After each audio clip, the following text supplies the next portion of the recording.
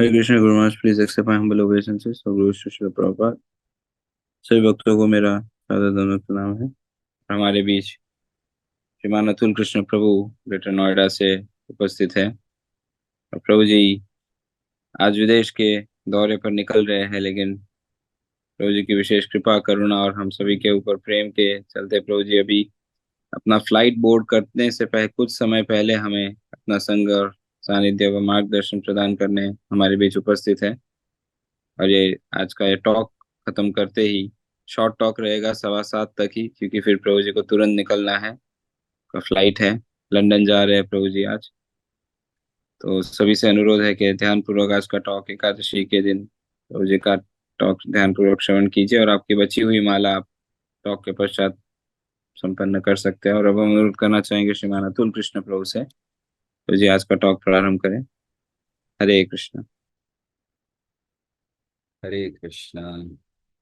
I hope my voice is clear. Yes Prabhu ji, clear. Thank you. Thank you. ओम अज्ञानतिमिरान्धस्य ज्ञानाञ्जनशलाकया चक्षुरुन्मिलितं येन तस्मै श्रीगुरवे नमः। श्रीचैतन्यमनोभीष्टं स्थापितं येन भूतले स्वयं रूपः कदा मह्यं ददाति स्वपदान्तिकम्। वन्देऽहं श्रीगुरो श्रीयुतपदकमलं श्रीगुरून् वैष्णवांश्च श्रीरूपं साग्रजातं सहगण रघुनाथान्वितं तं सजीवं साद्वैतं सावधूतं परिजनसहितं कृष्ण चैतन्य देवं श्रीराधा कृष्ण पादां सहगण ललिता श्री विशाखान्वितांश्च। हे कृष्ण करुणा सिंधु दीनबंधु जगतपते गोपेश गोपिका कांत राधा कांत नमस्तुते। तप्त कांचन गौरांगी राधे वृंदावनेश्वरी वृषभानुसुते देवी प्रणमामि हरिप्रिये। वाञ्छाकल्पतरुभ्यश्च कृपा सिन्धुभ्यैव च पतितानां पावनेभ्यो वैष्णवेभ्यो नमो नमः। नमः ओं विष्णुपादाय कृष्णप्रेष्ठाय भूतले श्रीमते भक्तिवेदांत स्वामिनिते नामिने। नमस्ते सारस्वती देवे गौरवाणी प्रचारिणे निर्विशेष शून्यवादी पाश्चात्य देशतारिणे। जय श्री कृष्ण चैतन्य प्रभु नित्यानंद श्री अद्वैत गदाधर शिवासादि गौर भक्त वृंद। हरे कृष्ण कृष्ण कृष्ण हरे हरे, हरे राम राम राम हरे। हरे कृष्णा। बहुत प्रसन्नता है आप सबको एकादशी के दिवस पर यहाँ देखकर। आशा करते हैं आप सब एकादशी व्रत का पालन कड़ाई से कर रहे होंगे। सो क्योंकि आज एकादशी है तो इसीलिए इस अवसर पर थोड़ा बहुत एकादशी का वर्णन करेंगे। आप में से कुछ लोग अभी भी जप कर रहे हैं। अ, हमारा सुझाव है एक समय में एक काम करें। तो जप करते करते श्रवण भी हो रहा है और जब भी 16 माला पूरी हो रही है, ये इतना अच्छा नहीं है। कभी कभी हम भक्तों को कहते हैं कि जब हम जप भी कर रहे हैं साथ साथ दो तीन अन्य काम भी कर रहे हैं तो ये चैंटिंग नहीं चीटिंग हो जाती है। सो चैंटिंग करना चाहिए हम लोग। तो कुछ समय के लिए श्रवण कर सकते हैं और फिर जब आगे हो सकता है। सो आज ये जो तिथि है वैष्णव के लिए बहुत महत्वपूर्ण तिथि है ये। इसके लिए कहा गया है, भक्ति विनोद ठाकुर एक बहुत सुंदर भजन लिखते हैं, शुद्ध भगत चरण रेणु।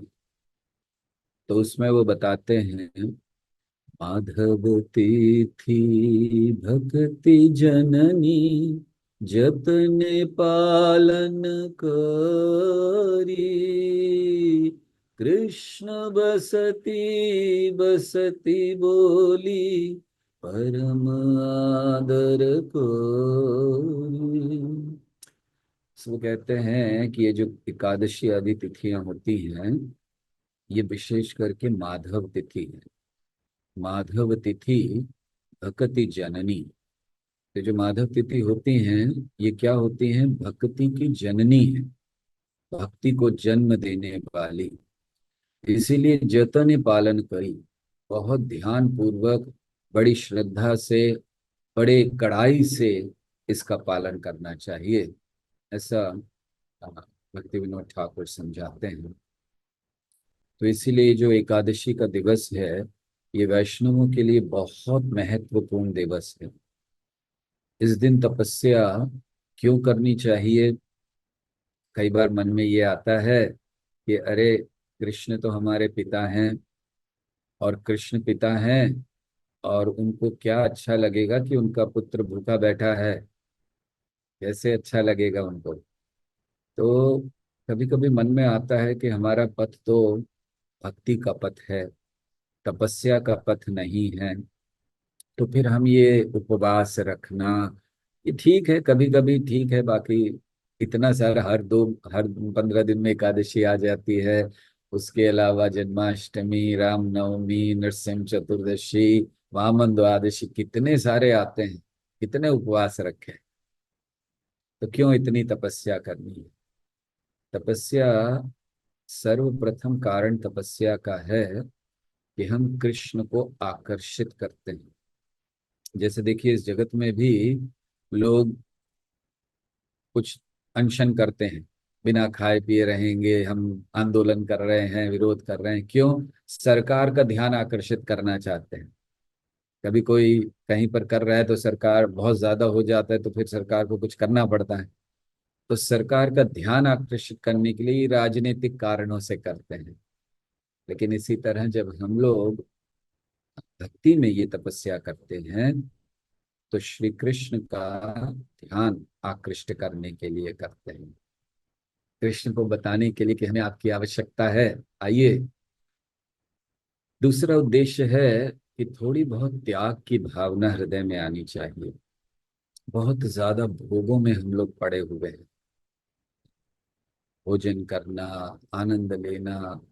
हम लोग बहुत भक्तों के रूप में ये कहते तो हैं कि चार चीजें पशुओं के समान हैं, आहार निद्रा भय मैथुनम च, लेकिन पड़े इसी में रहते हैं, इसी को भोग करते हैं। तो एकादशी जैसे उपवास हमें इनसे परे ले जाने के लिए बने हैं, ताकि हृदय में थोड़ा त्याग उत्पन्न हो सके। साथ ही साथ ये एक प्रेम का उपहार कृष्ण के लिए है, क्योंकि हम इसके द्वारा अपना प्रेम कृष्ण तक भेज रहे हैं, या कृष्ण को प्रेम अर्पण कर रहे हैं। कैसे होता है उपवास के द्वारा, कैसे कर सकते हैं? क्योंकि हम किस लिए कर रहे हैं? कृष्ण की प्रसन्नता के लिए। दरअसल उपवास का अर्थ होता है, उप मतलब निकट, वास मतलब वास करना। तो कृष्ण के निकट वास करना, ये राजनीतिक कारणों को जो करते हैं वो उपवास नहीं कहलाता है, क्योंकि वो तो कृष्ण के निकट नहीं आते हैं उससे। लेकिन भक्तों को केवल कृष्ण की प्रसन्नता के लिए उपवास करने चाहिए, और कोई उद्देश्य के लिए नहीं। और विशेष करके एकादशी, इसका वर्णन पुराणों में किया गया है कि क्यों एकादशी का पालन करना चाहिए, कैसे करना चाहिए। एकादश निराहारो यो भुङ्क्ते द्वादशी दिने, शुक्ले वा यदि कृष्णे तद्व्रतं वैष्णवं महत्। तो एकादशी के दिन निराहारो, आहार नहीं लेना चाहिए, ये बहुत महत्वपूर्ण है। यो भुंगते, और फिर जो द्वादशी के दिन आहार लेता है, शुक्ले व यदि वा कृष्णे, 2 बार होते हैं कृष्ण पक्ष शुक्ल पक्ष में, तद व्रतम वैष्णवम महत्, तो उस व्रत को वैष्णवों के लिए बहुत महान माना गया है। तो इसीलिए ये एकादशी का व्रत हमें करना चाहिए। एकादशी का व्रत का अर्थ क्या होता है? हमारी एकादश इंद्रियों को भगवान की सेवा में लगाना, वो एकादशी कहलाता है। हमारी 11 इंद्रियां हैं, 5 कर्म इंद्रियां, 5 ज्ञान इंद्रियां, और उनको कर्म वश में करने वाला मन, मन को भी इंद्रिय माना गया है। भगवत गीता में श्री कृष्ण कहते हैं, मन षष्ठानि इंद्रियाणि प्रकृति स्थानि कर्षति, कि जीव ये 5 इंद्रियों और मन, षष्ठानि मतलब 6 इंद्रियां कह रहे हैं, इन 6 इंद्रियों में ही संघर्ष कर रहा है। तो एकादशी क्या है? ये जो हमारी इंद्रियां हैं, इनको नियंत्रित करने का मार्ग है। तो उस समय एकादशी के दिन क्या करना चाहिए? भोग को त्याग कर सेवा को महत्व देना चाहिए। ज्यादा जप करना, कृष्ण की सेवा करना, श्रवण करना, अध्ययन करना, ये एकादशी के लिए करना चाहिए। और केवल ऐसा नहीं है कि शास्त्रों में, अन्य स्थानों पर भी श्रीमती राधा रानी स्वयं वर्णन करती हैं इस एकादशी का। जब उनसे पूछा गया आ, श्रीमती राधा रानी से, वृषभानुसुते देवी हे राधे कंजलोचने श्री कृष्ण से प्रसादार्थ वद किंचित व्रतम शुभम। ये ऐसे कोई शुभ व्रत को बताइए जो श्री कृष्ण की प्रसन्नता के लिए या श्री कृष्ण की कृपा प्राप्त करने के लिए प्रसादार्थ हम उसको कर सकें। तो श्रीमती राधा रानी ने क्या कहा था? उन्होंने कहा था कि जो एकादशी का व्रत है वो कृष्ण को, श्री हरि को वश में कर सकता है, उसमें कोई संशय नहीं है। तो इसलिए ऐसे व्रत को हमें बड़ी कड़ाई से करना चाहिए। हर एकादशी का एक महात्म्य दिया जाता है और उससे बहुत कुछ हम सीख सकते हैं। एक, जैसे हम लोग महात्म्य पढ़ते हैं एकादशी के, तो साधारणतः ये कर्म कांड के ऊपर होते हैं कि ये दान कर दीजिए, वो कर दीजिए तो ऐसा होगा। लेकिन केवल ऐसा नहीं है, इनके महात्म्य को भक्ति की दृष्टि से भी समझा जा सकता है। आज की जो एकादशी है, इंदिरा एकादशी, तो आज की एकादशी ये पितृपक्ष में आती है। और इसके महात्म्य में समझाया जाता है कि कैसे एक राजा थे, इंद्रसेन, और उन्होंने अपने पिता के लिए, जो मृत्यु की हो चुकी थी, अर्थात पितरों के लिए इसको करें तो उनको भी लाभ होता है। तो ये एक भौतिक दृष्टि है। सिद्धांत की दृष्टि से हम सब जानते हैं कि व्यक्ति को अपने अपने कर्म करने होते हैं। जो कर्म आप करोगे उसका लाभ, उसका फल, उसका दंड मिलता है। लेकिन हाँ, अगर उनकी संतुष्टि के लिए कुछ किया जाए तो वे जहां भी हैं, कष्ट में हैं, तो फिर उनको वहां से उद्धार हो सकता है, ये भी निश्चित है। मगर जैसे यहाँ कहा गया कि इस एकादशी का व्रत करना चाहिए और इसका फल अपने पितरों के लिए, पूर्वजों के लिए देना चाहिए। जब हम इसको पढ़ रहे थे तो हमें ये स्मरण आ रहा था कि रामायण में एक बड़ा सुंदर प्रसंग है। जब हनुमान जी लंका गए तो हनुमान जी सीता देवी से मिले। उसके बाद हनुमान जी थोड़ी सेवा करने चले गए, उनकी पूंछ में आग लगा दी और हनुमान जी पूरे लंका को जला रहे हैं, कूद रहे हैं, थोड़ी सेवा कर रहे थे, एक्स्ट्रा सेवा। कहा नहीं, तब रामचंद्र जी ने नहीं कहा था कि लंका जला कर आना, लेकिन हनुमान जी जरा उत्साह में थे। उन्होंने कहा चलो सीता को तो खोज लिया, अब थोड़ी और सेवा कर लें। तो जब वो कर रहे थे तो वहां वाल्मीकि मुनि वर्णन करते हैं सीता देवी क्या कर रही थी। सीता देवी को पता चला कि हनुमान जी की पूंछ में आग लगा दी है, अग्नि है, और हनुमान जी यहाँ से वहां जा रहे हैं। तो सीता देवी ने तुरंत प्रार्थना करनी शुरू की। सीता देवी ने अग्नि से प्रार्थना की कि हे अग्निदेव, हनुमान जी जो है रामचंद्र जी के भक्त हैं, तो उनको बिल्कुल जलाइएगा नहीं। उनकी जो पूंछ में अग्नि भी लगी है तो उनको कोई उष्णता, कोई गर्मी नहीं लगनी चाहिए। उसके कारण शांत, एकदम आराम से वो रहें, क्योंकि भगवान की सेवा कर रहे हैं। तो श्रीमती सीता देवी ने ये प्रार्थना की और इसी कारण से, हालांकि हनुमान जी की पूंछ एकदम जल रही है, लेकिन हनुमान जी को तो लगा ही नहीं कि कुछ जल रहा है, क्योंकि अग्नि से प्रार्थना की थी। तो आचार्य गण इस प्रसंग को लेकर एक बहुत महत्वपूर्ण बात समझाते हैं।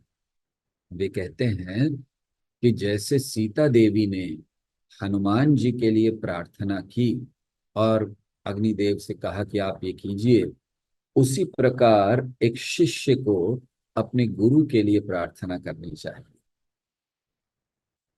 तो जब हम ये एक एकादशी का व्रत का पढ़ रहे थे कि अपने पितरों के लिए वो फल अर्पण करें, सो हमें लगा कि हमारे लिए भक्ति में हमारे पिता हैं हमारे गुरुदेव।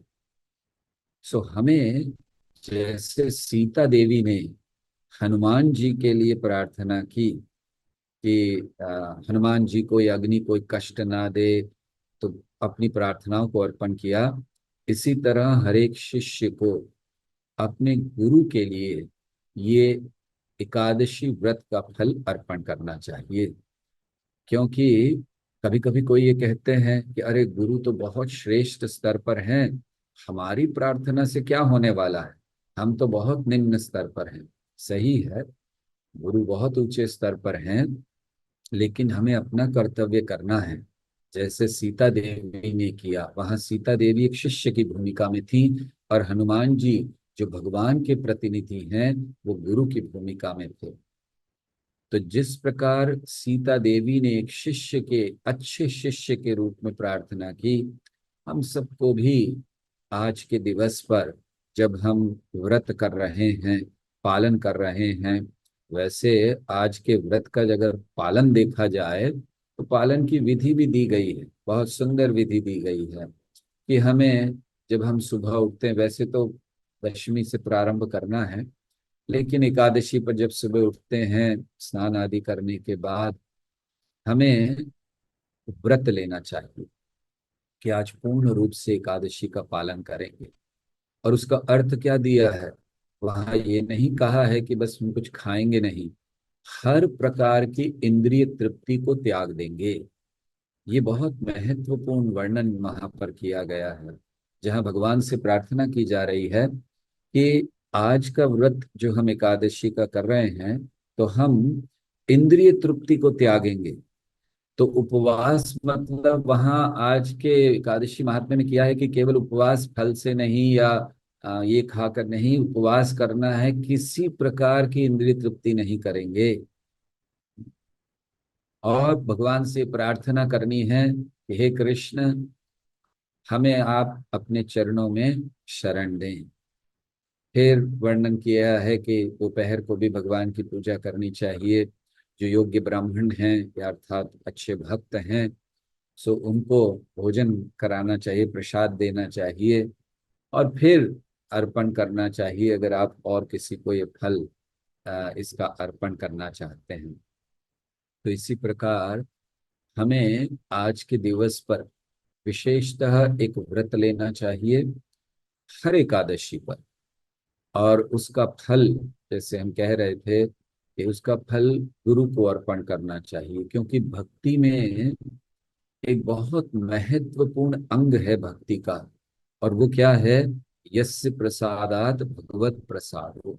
हम इसको भूल जाते हैं। हम चाहे भक्ति में कितने ही वर्ष क्यों ना बिता दें, बहुत वरिष्ठ क्यों ना हो जाएं, इस एक अंग को भूलना नहीं चाहिए, यस्य प्रसादात भगवत प्रसादो।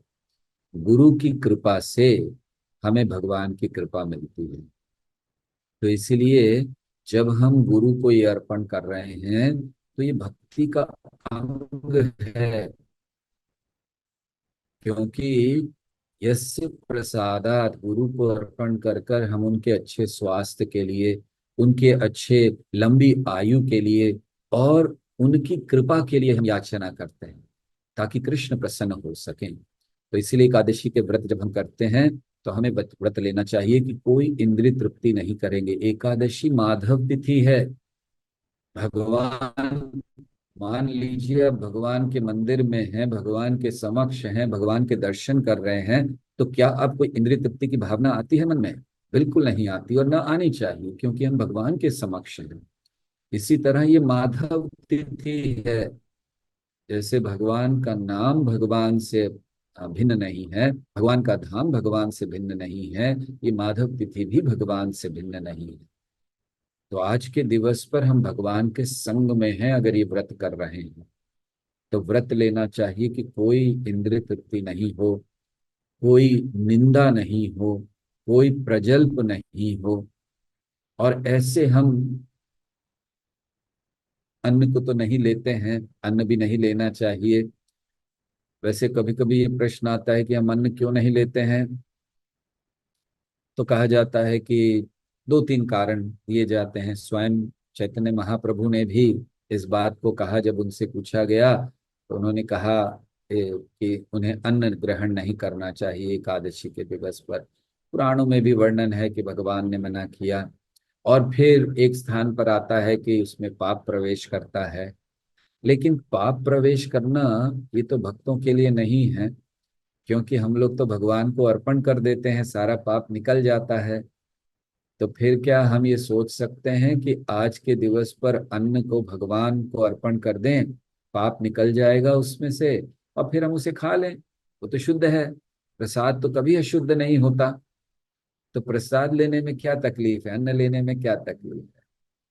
कारण ये है कि हमारे आचार्यों ने इसको मना किया है। हमने अपने आचार्यों को ये वचन दिया है कि हम पालन करेंगे उन नियमों का। भगवान ने भी कहा है। तो इस दृष्टि से हम लेते हैं। तो ये नहीं सोचना चाहिए कि आज उसमें पाप है, निकलेगा नहीं, भगवान को अर्पण करके पाप तुरंत निकल जाता है। लेकिन फिर भी एक नियम है, आचार्यों ने, भगवान ने कहा है, हम उसका पालन करते हैं और बड़ी कड़ाई से पालन करते हैं।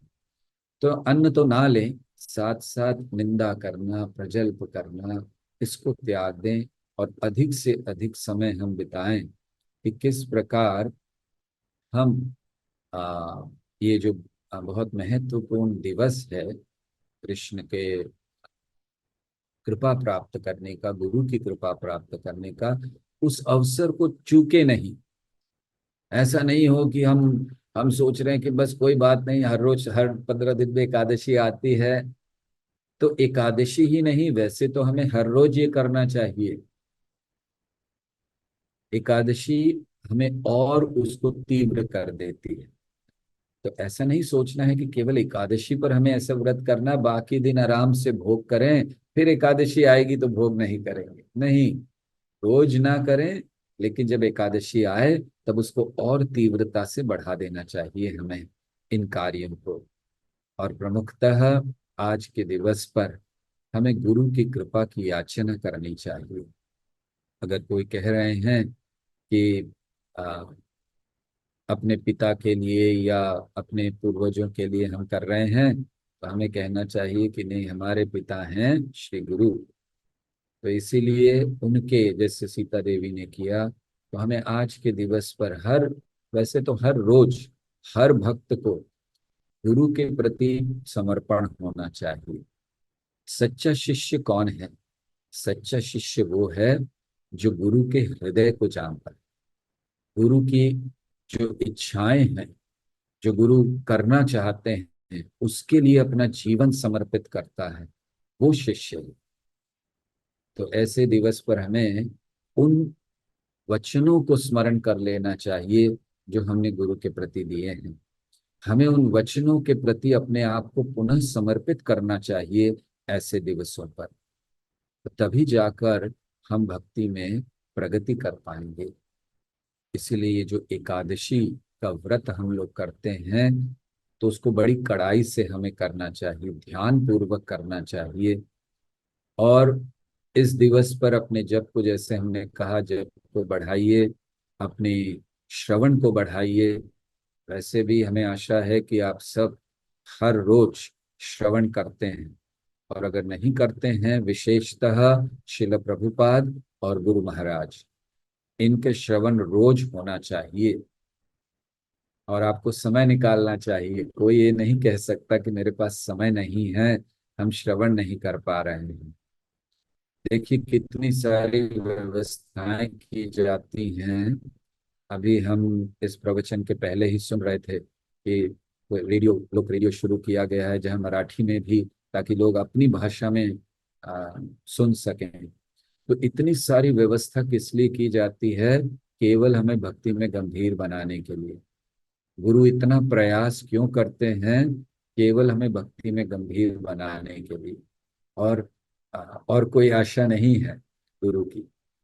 तो अगर हम उसको गंभीरता से ना लें, जो व्यवस्थाएं दी जा रही हैं, सुविधाएं दी जा रही हैं, पूर्व काल में ऐसी सुविधा नहीं थी।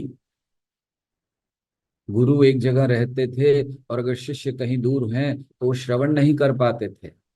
लेकिन आज इतनी सुविधा हम लोगों को है। आप सब भारत के अलग अलग या दुनिया के अलग अलग स्थानों में होंगे इस समय, लेकिन आप बहुत अच्छे से श्रवण कर सकते हैं, गुरु का संग कर सकते हैं, तो एकादशी के दिन और तीव्र उसको करना है। रोज करना है, लेकिन एकादशी के दिन तीव्र करना है। तो इस भाव में अगर हम अच्छी तरह से एकादशी व्रत का पालन करें, तो स्वाभाविक है बहुत प्रसन्न होंगे कृष्ण। जैसे हमने कहा, व्रत का उद्देश्य है कृष्ण की प्रसन्नता। तो कृष्ण निश्चित प्रसन्न प्रसन्न होंगे, आकर्षित होंगे हमारी ओर।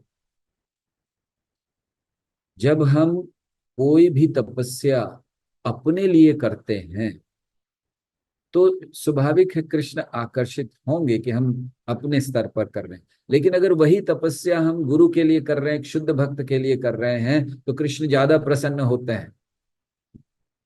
इसीलिए हम लोग वैष्णव गीतों को गाते हैं। वैष्णव गीत क्यों गाए जाते हैं? क्योंकि वैष्णवों के द्वारा लिखे हैं। जब हम उन गीतों को गा रहे हैं, तो कृष्ण स्वाभाविकता बड़े प्रसन्न हो जाते हैं। इसीलिए बाहर के गीतों को, गानों को नहीं गाते हैं, भजनों को गाते हैं वैष्णव आचार्य।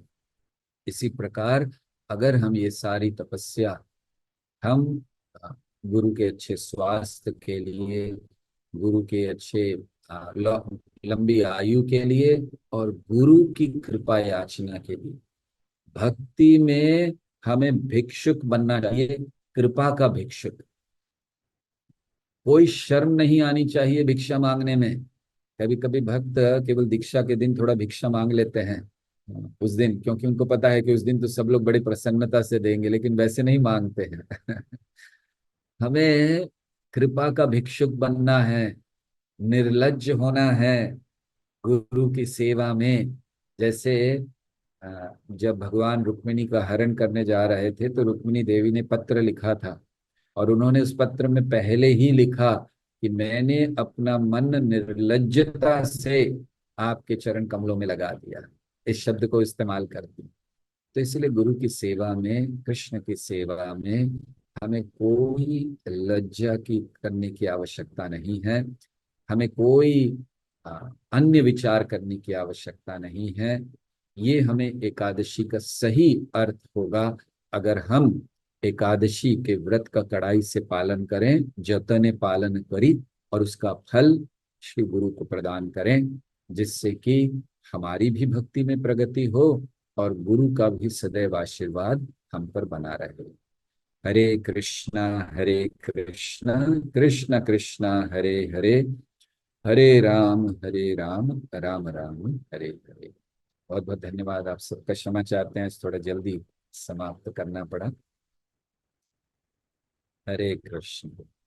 बहुत बहुत धन्यवाद प्रभु जी, आज के इस शॉर्ट एंड क्रिस्प टॉक के लिए। जैसे हमने प्रारंभ में कहा था प्रभु जी, बस अभी टॉक के पश्चात अपनी विदेश यात्रा प्रारंभ करने वाले हैं। तो प्रभु जी के लिए भी हम एक बार हरे कृष्ण महामंत्र का उच्चारण करके उनका आभार तो व्यक्त करेंगे, लेकिन भगवान से प्रार्थना भी करते हैं कि प्रभु जी की यात्रा शुभ और मंगलमय रहे, प्रभु जी का स्वास्थ्य अच्छा रहे, और शीघ्र अतिशीघ्र हमें उनका संग सानिध्य व मार्गदर्शन पुनः प्राप्त हो।